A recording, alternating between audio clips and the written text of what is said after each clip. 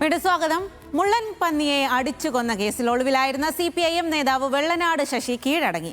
Paruthippally range forest ഓഫീസിലാണ് കീഴടങ്ങിയത്. മുൻകൂർ ജാമ്യാപേക്ഷ കോടതി തള്ളിയിരുന്നു. വിശദാംശങ്ങളുമായി VS അനു ആണ് ചേരുന്നത്. അനു, കഴിഞ്ഞ മാസം എനിക്ക് തോന്നുന്നു ഫെബ്രുവരി 28-നാണ് ഈ ഒരു സംഭവം ഉണ്ടാകുന്നത്. അതിനുശേഷം ഏകദേശം ഒരു മാസമാകാനാകുന്നു. ഒരു മാസത്തിന് പിന്നാലെയാണ് ഇപ്പോൾ വെള്ളനാട് ശശി കീഴടങ്ങിയിരിക്കുന്നത്. എവിടെയായിരുന്നു ഇത്രയും കാലം ശശി? എന്താണ് ഇക്കാര്യത്തിൽ പോലീസ് അടക്കം പറയുന്നത്?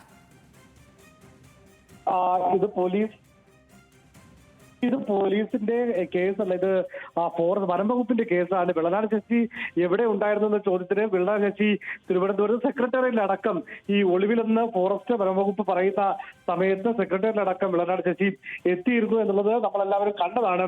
മാത്രമല്ല, പോലീസ് ഒരു തവണ തമ്പാനൂർ ഒരു സ്വകാര്യ ലോഡ്ജിൽ നിന്ന് അവിടെ ശശിയെ കാണുകയും പോലീസ് തടഞ്ഞു വെക്കുകയും ചെയ്തു. പക്ഷെ അറസ്റ്റ് ചെയ്യാൻ വനം വകുപ്പ് തയ്യാറായില്ല. ഏതായാലും ഇപ്പോൾ വെള്ളനാട് ശശി പരുത്തിപ്പള്ളി വനം വകുപ്പ് റേഞ്ച് ഓഫീസിൽ കീഴടങ്ങിയിട്ടുണ്ട്. മുള്ളൻ പന്നിയെ തല്ലിക്കൊന്ന കേസിലാണ് ഇപ്പോൾ വെള്ളനാട് ശശി കീഴടങ്ങിയിരിക്കുന്നത്.